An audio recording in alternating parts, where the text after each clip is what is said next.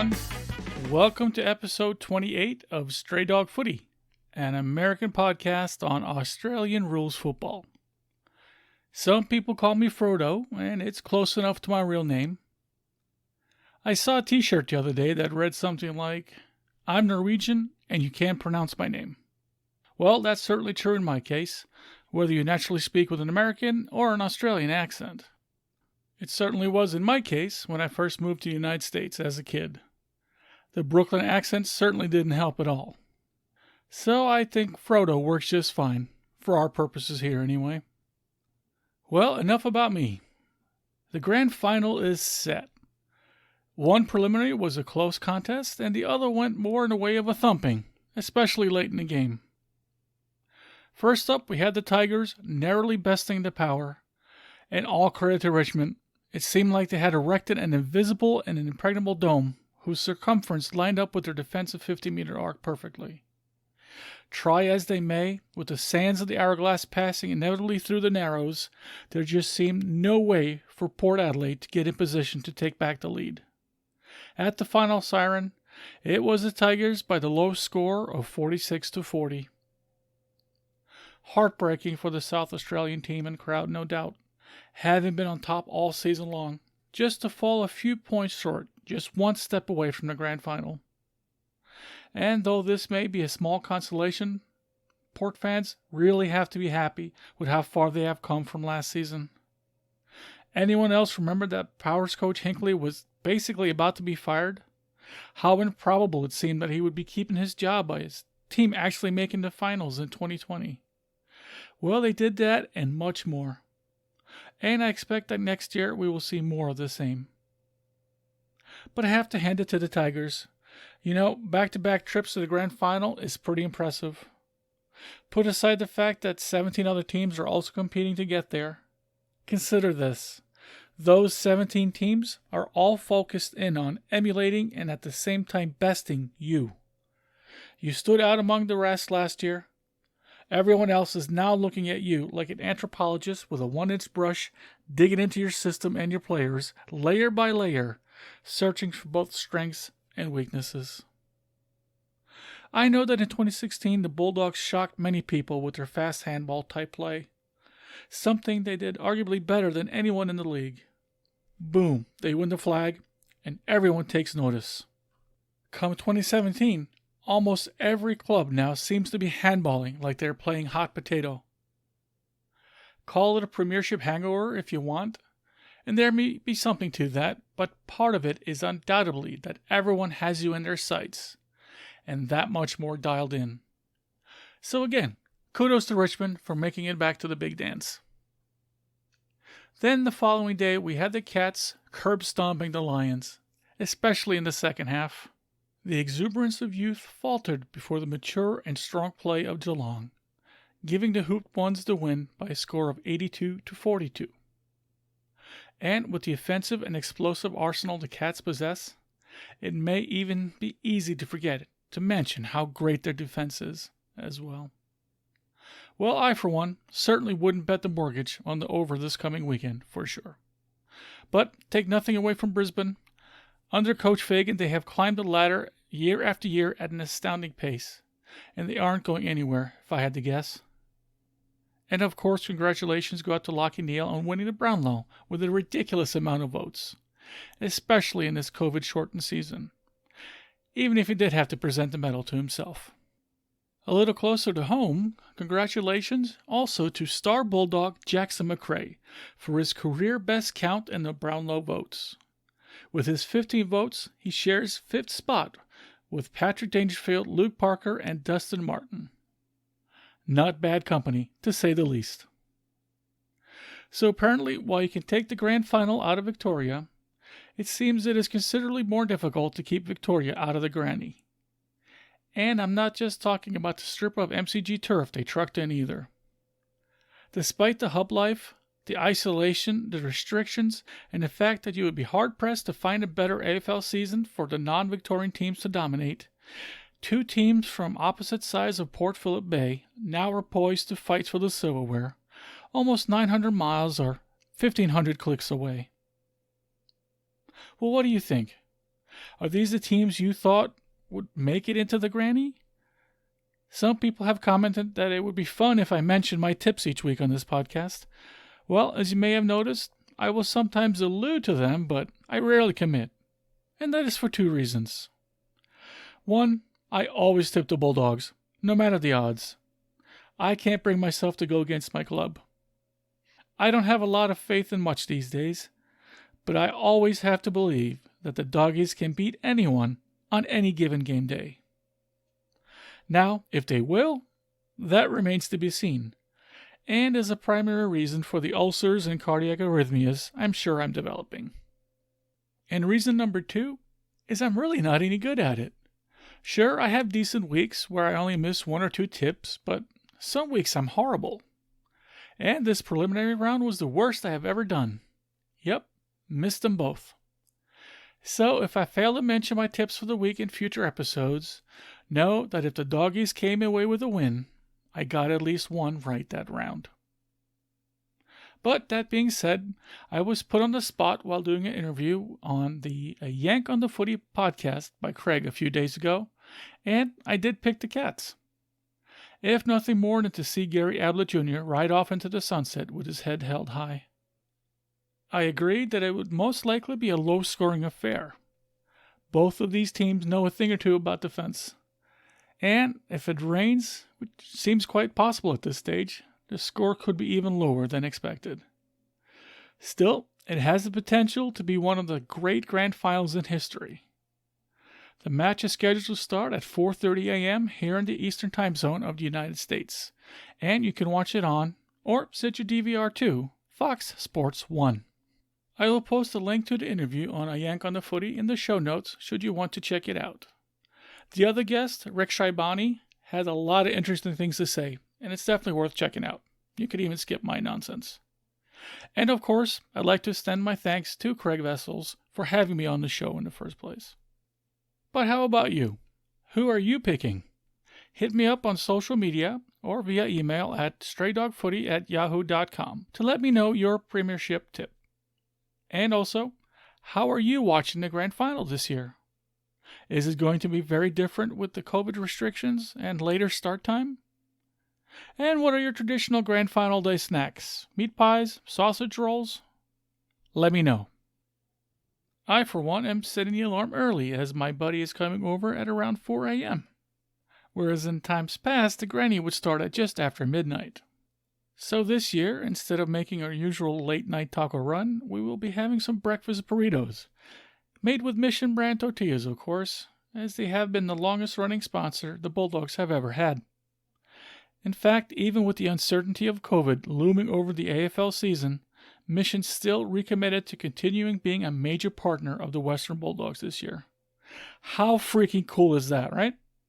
So, as Bulldogs president Peter Gordon once said on his Drill Hall podcast, support us, support our people. And eating Mexican food, or even my personal favorite, New Mexican, this certainly is one way to support my club I find easy to do. Speaking of supporting my club, I think it's time for this edition of the Bulldogs Bio.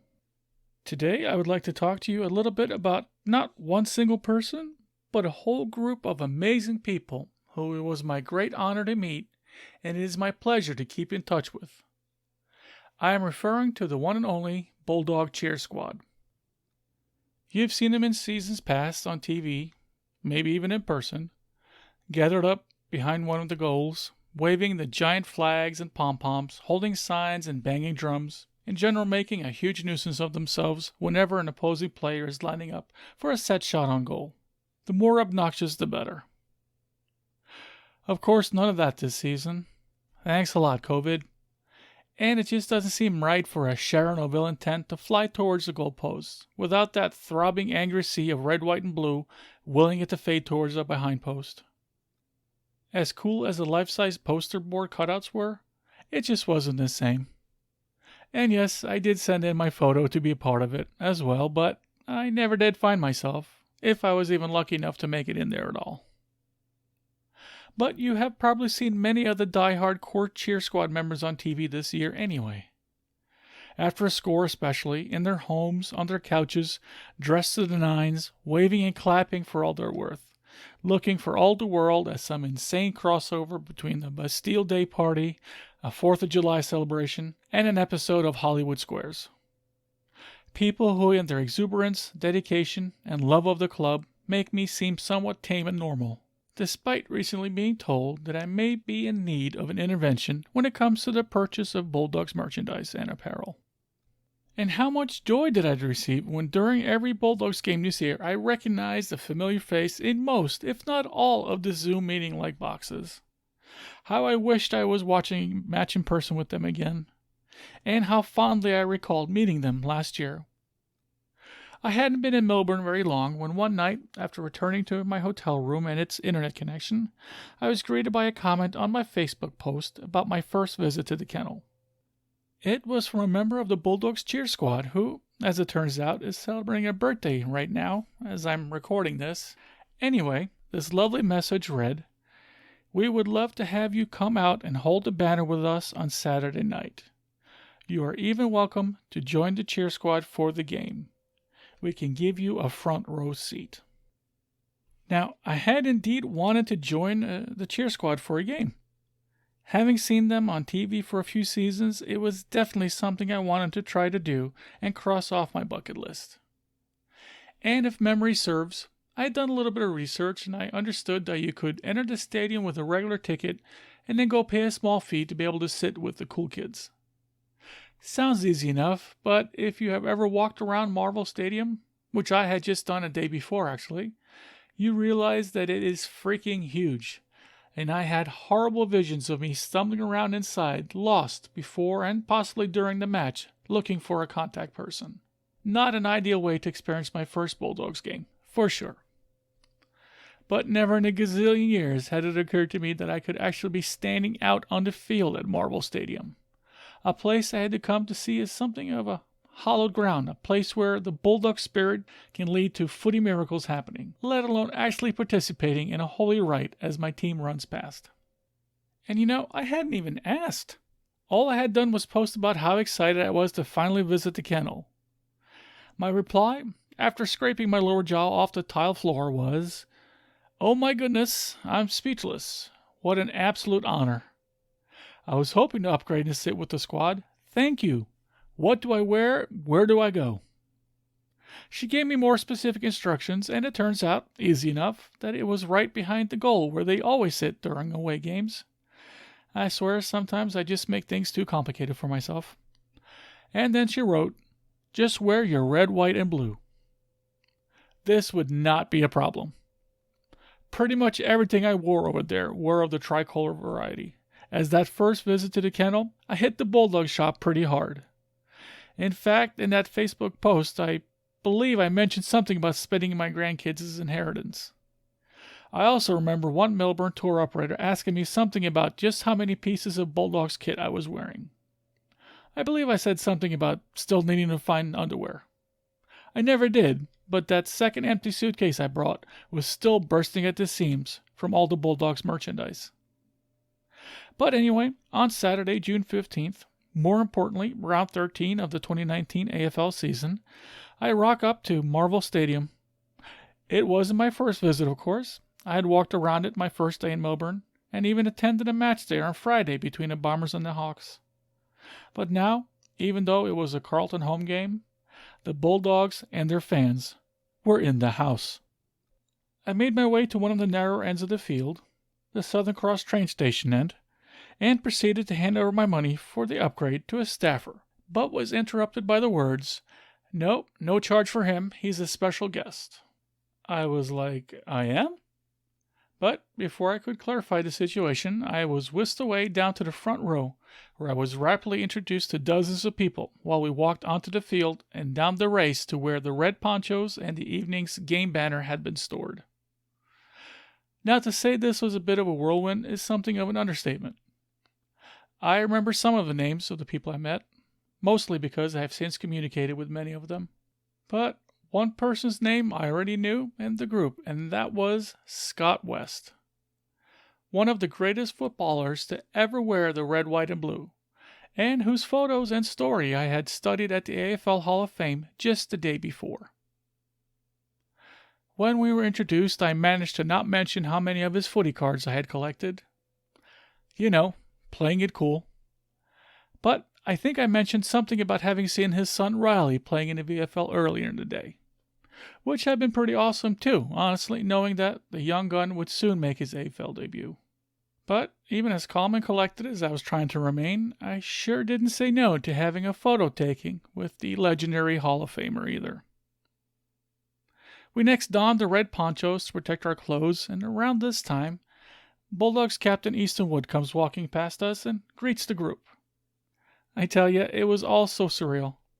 But before I could wrap my head around it all, we are picking up the banner and carrying it out onto the field.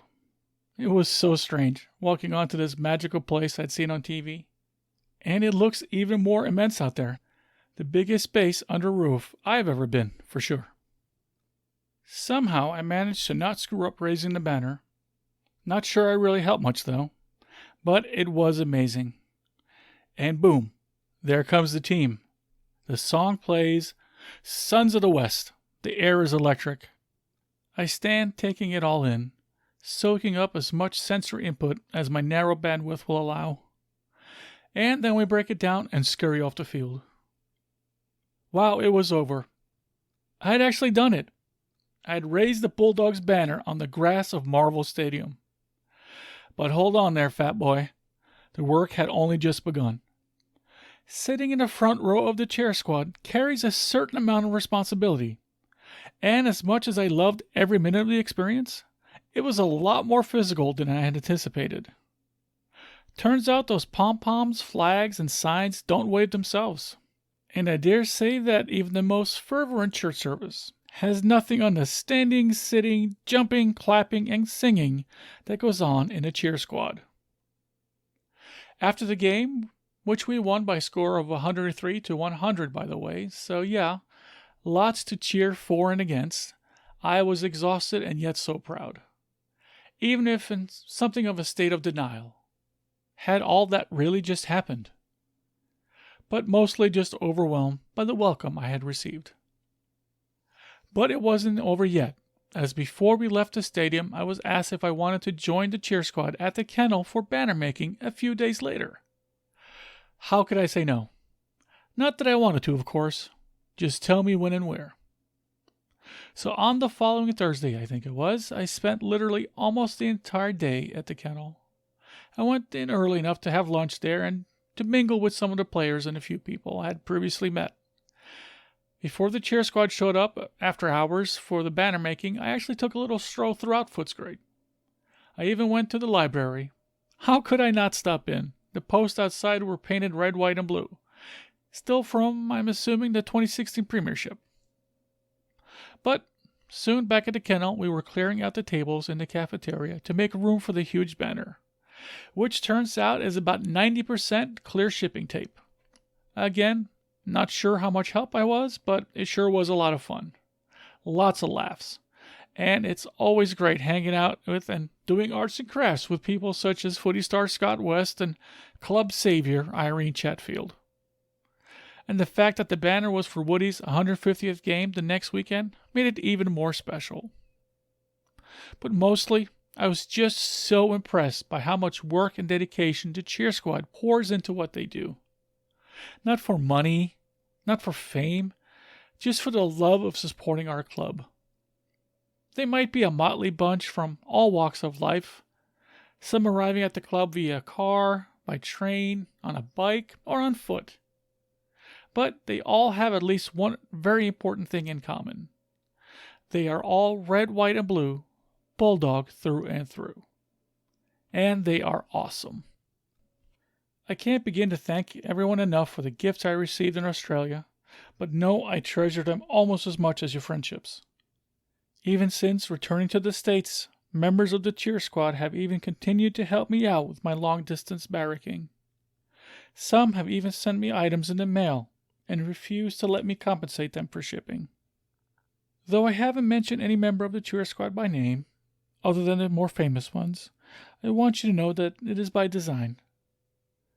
One reason being I wouldn't want to embarrass anyone, but mainly because there are so many incredible people to thank, and I would hate to leave anyone out.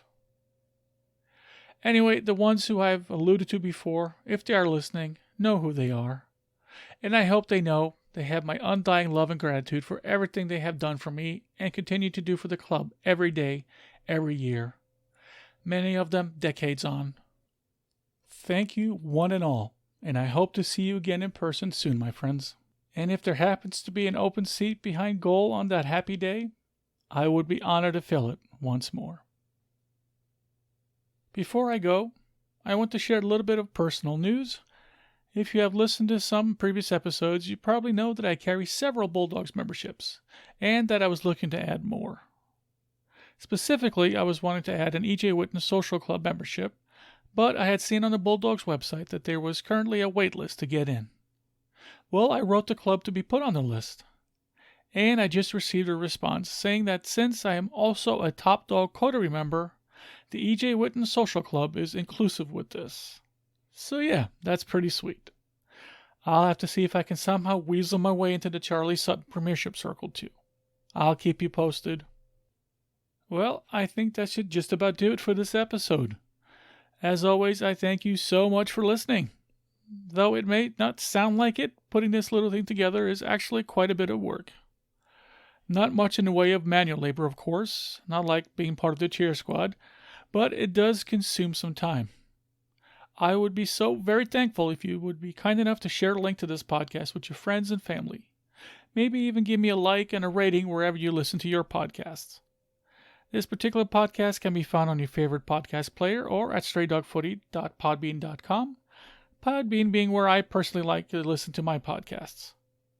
I would of course love to hear your feedback. Please let me know what you like, dislike, or even hate about this pod. I'm always willing to hear what I could do to make it better. As always, you can reach me on Facebook, Instagram, and Twitter at Stray Dog Footy, and by email at straydogfooty@yahoo.com. In addition, I recently created a YouTube channel called Stray Dog Footy Podcast, where I have added all the episodes to this show. So if you happen to know someone who might possibly be bored enough to enjoy something of what I'm recording here, but who isn't necessarily likely to download a podcast player, then please send them a link to or a video from the YouTube channel. Once again, the name is Stray Dog Footy Podcast, and it's just another avenue for people to access the pod. Maybe one day, perhaps when I get better looking, I'll actually record these episodes on video. Or not, time will tell. As usual, I need to mention that I am not endorsed by or officially affiliated with either the Australian Football League or the Western Bulldogs Football Club, beyond being a huge fan and supporter. Likewise, I am not endorsed or affiliated with Pagan or Rejected, but I am a fan of their great music. I would like to thank them for the use of their song, Red, White, Black, and Blue, which I used a portion of, like always, as the intro to this episode. I will also play us out to their entire song, and of course leave a link in the show notes so you can find their music as well. Well, until next time, enjoy the granny as best you can this crazy year. Stay safe and have fun. Cheers.